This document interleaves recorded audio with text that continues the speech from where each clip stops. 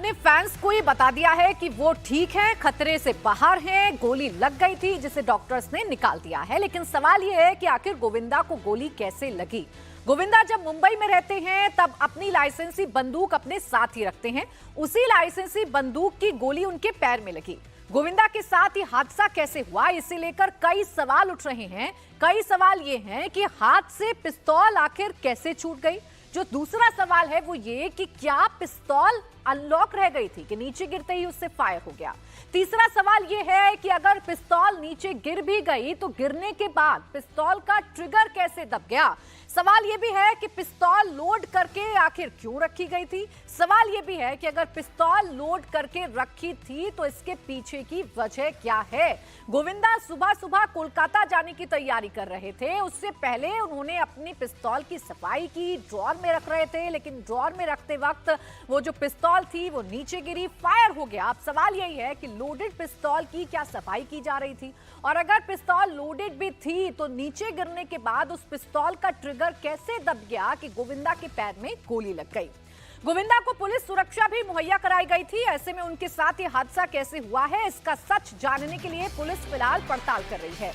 Mumbai police ने गोविंदा गोलीकांड की जांच शुरू कर दी है। पुलिस को अपने कब्जे, आपको जानकारी दे दें कि फिलहाल गोविंदा की जो पिस्तौल है उसे भी कब्जे में ले लिया गया है। जिस कमरे में मिसफायर हुआ उसे बंद कर दिया गया है। पुलिस अब उस कमरे का पंचनामा करेगी जहां ये घटना हुई है। फिलहाल गोविंदा के रिश्तेदार उनसे मिलने अस्पताल पहुंच रहे हैं। थोड़ी देर पहले उनके भांजे कृष्णा अभिषेक की वाइफ कश्मीरा शाह भी हॉस्पिटल पहुंची।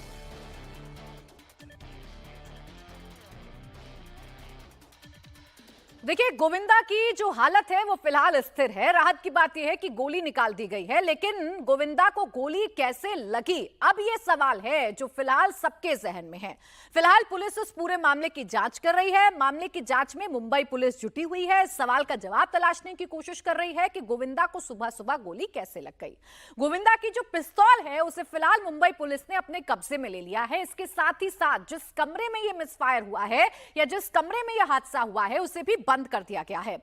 एक्टर के पैर में से गोली फिलहाल निकाल ली गई है, लेकिन 48 घंटे तक अस्पताल में गोविंदा को रहना होगा। 48 घंटे बाद उन्हें अस्पताल से डिस्चार्ज मिलेगा। वजह यह है कि गोली लगने की वजह से गोविंदा का खून ज्यादा बह गया है, जिसकी वजह से उन्हें ऑब्जर्वेशन में रखा जाएगा। 48 घंटे बाद गोविंदा को अस्पताल से डिस्चार्ज किया जाएगा।